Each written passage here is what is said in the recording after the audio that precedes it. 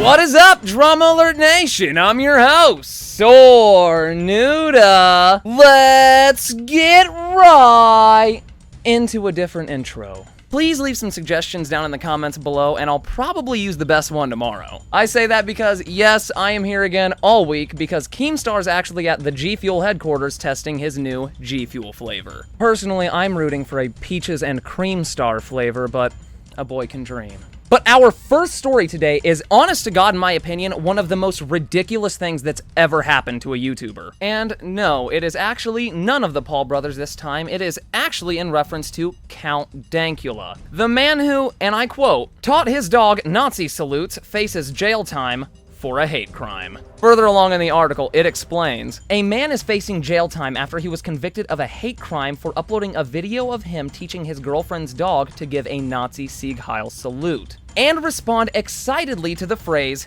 "Gas the Jews." In the video, which went on to be viewed more than 3 million times, he explains that he wanted to turn his girlfriend's dog Buddha into, and I quote, the least cute thing imaginable. So, therefore, he turned it into a Nazi. The clip then shows Buddha raising his paw every time Count Dankula says Sieg Heil, and excitedly reacts to the question, do you want to gas the Jews? And on top of all of that, he plays the dog Hitler speeches. Now, this for obvious reasons created a massive public outcry, both calling for his arrest, termination of his channel, along with numerous thousands of death threats. Which, with that much outcry, it warranted several online and mainstream media celebrities to comment on the entire situation. With British comedian Ricky Gervais starting it off by saying, a man has been convicted in a UK court of making a joke that was deemed grossly offensive. If you don't believe in a person's right to say things that you might find grossly offensive, then you don't believe in the freedom of speech. And that term is very literal. Listen to it. It is the freedom of speech. Literally meaning that you are allowed to say whatever you want. Because there is no one person that can decide what is and what is not offensive. It's your own personal bias. But shortly after Ricky's tweet went live, YouTuber JonTron, who now has over 4 million subscribers here on YouTube, tweeted out this. This is getting ridiculous. Man in UK found guilty for making a joke online facing jail time. Nonpartisan issue. Sets a dangerous precedent. Sad day for the state of free speech. To which PewDiePie very, very seriously responded, honestly, agree with this verdict, especially since it was a Nazi-related joke. And honestly, I'd like to salute you for that one, Pewds, but I'd also like to not end up in a UK prison. But after the hearing today, Dankula revealed some absolutely bizarre information about the case. Literally right after court, tweeting this. While awaiting sentencing, court has ordered that I meet with a court social worker for an assessment as to whether or not a restriction of liberty order will be placed on me. This would involve a GPS tracking device being attached to me and me being placed under house arrest. So let me break this down for you. They are placing a human tracking device on this man, removing all of his sense of security and freedom for teaching his girlfriend's dog how to salute as a crude joke. But God bless you, Count Dankula, for at least knowing how to keep your head up. Because also after the hearing today, he decided to have an interview with both fans and reporters. And right outside of the court, he said this. Roll it. No, it's not exactly You're up to me. standing by your version of events and what you said originally in the trial? Yeah, it was a joke made to annoy my girlfriend. I absolutely stand by that. That's the reality of the situation. I don't really have anything further to say apart from don't let your memes be dreams. You better print that. Alright, thanks very much.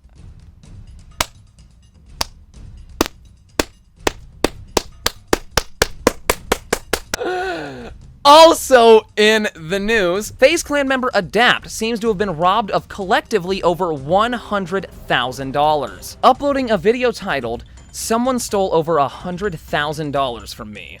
Serious. Where he says that while he's traveling back to Arizona on frequent trips, someone is specifically breaking into his room and stealing valuables. Apparently they stole clothes, random items, valuables, jewelry, cash, and it all equated to well over $100,000. Apparently, the thief also wiped the security footage from Adapt's home office, so he got in and out without a trace. And after hearing that the thief primarily stole designer clothing, he may have only stolen 2 shirts and a bag, and that could have equated to to over 6 digits. We might never know. But just a warning, guys, stay safe out there in the Hollywood Hills. There's someone out there jacking styles, clothing trends, and the clothes themselves, and for once, it has nothing to do with Kylie or Kendall Jenner.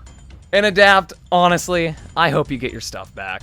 And also, in the FaZe Clan news, they have yet another new house. They invaded California and literally flipped the real estate market, guys. This is their 3rd Los Angeles home. With this house just including Blaze, Rain, Tico, and Cheo, it is way too damn big for only 4 people to live there. A full official house tour has been uploaded on the FaZe Clan channel, so if you guys want to check that out, you know where it is. Also in the news, Ninja is still breaking boundaries for gamers. This man not only streams Fortnite with Drake, Travis Scott, and FaZe Clan member / Pittsburgh Steeler Juju Schuster-Smith, but he then proceeds to go on national television to talk about it. And in that interview, the topic of money gets brought up, where the reporter says this. Roll it. Now, explain the business part of this now. I mean, there are reports that you're making more than $500,000 a month. I believe much of that coming from Twitch and the Twitch Prime subscribers. You're getting, I believe, 50% of that revenue when people are watching you. I just love that little smirk that Ninja gave him, because this man said $500,000 a month, which, don't get me wrong, is a very high figure of money. But for someone like Ninja, that is a complete lowball. As of literally right now, as I'm recording this, he's hit 200,000 subscribers on Twitch, meaning that he is the first Twitch streamer ever to make over $1 million monthly just due to subscriptions. And keep in mind, that is just his Twitch subscribers. That is not including bits, donations, ads, YouTube ad revenue, sponsorships, endorsements, or anything in between. And honestly, the only thing I have to say is congratulations. There's literally no one who deserves it more. Also, I want to play Fortnite. Hit me up. And also in the news about Ninja, Casey Neistat turns to Twitter to praise the man, stating in this tweet, takeaways. 1. I don't know Ninja, but he seems like a positive force at a time when social is in desperate need of one. 2. Despite her efforts, the woman interviewer was still condescending. And 3, if YouTube isn't scared of Twitch yet, now is a good time to ring the alarms. Which, coming from Casey Neistat, one of the most vocal figureheads in the YouTube community, that's scary. Because before Twitch, YouTube and Facebook were the only real platforms where creators could go and post videos and make them and have them go viral. You also couldn't monetize live streams on either of those platforms. And now that this new hub has entered the mix, YouTube had probably better step its game up. Or MySpace Tom and Susan Wojcicki are about to have a lot in common.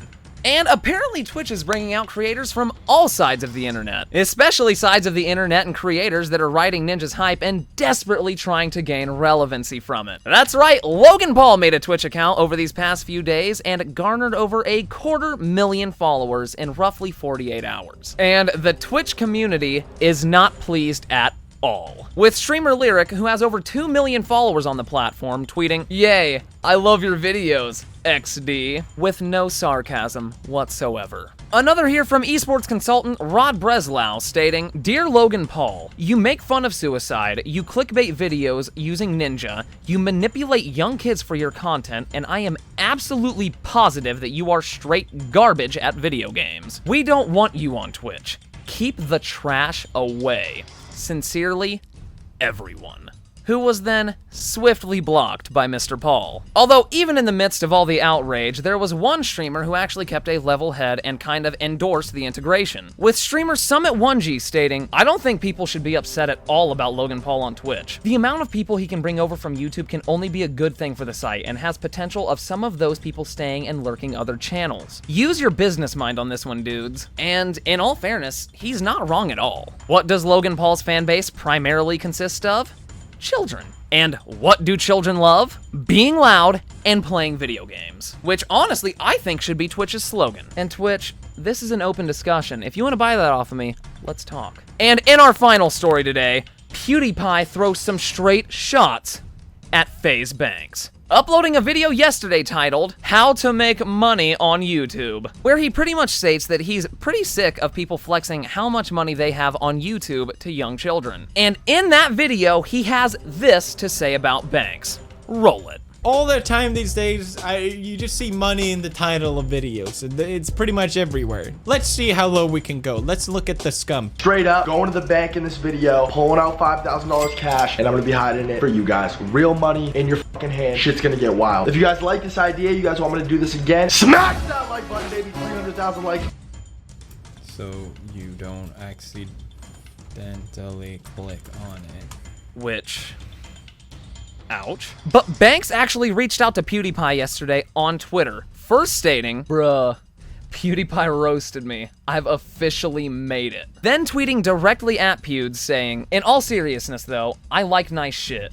I enjoy and have enjoyed rare and expensive sneakers my entire life. The whole point to a vlog is to share the highlights of your life. I don't mean to come across as flexing shit or making anyone feel lower than me. If anything, I intend to inspire kids watching my shit to go out and get themselves into a position to have nice shit, live in a sick house, and enjoy whatever they want. Where PewDiePie responded and said, I enjoy sneakers too. Think everyone has a vice of some kind. That really wasn't my point though. Tired of this money dick measuring contest everyone seems to play into. Which...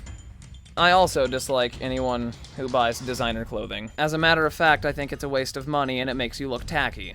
Anyway, that's all the news we have for you today here at DramaAlert. If you did enjoy the show, drop a sub, drop a like, and turn on those post notifications. If you enjoyed me, my name's Nuda, and I just uploaded a video on what it's like to host DramaAlert. It's got all the behind-the-scenes stuff and all the behind-the-scenes Keemstar stuff. It's honestly sick. So if you want to check that out, my links are down in the description below. DramaAlert Nation, now over 3,629,000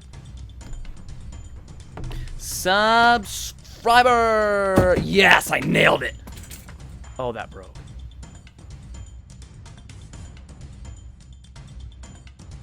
Oh yeah, Keemstar said if this one was over 10 minutes long and up by 8 p.m., he'd give me a Supreme Louis V bag. I've been working on this video since 6 a.m.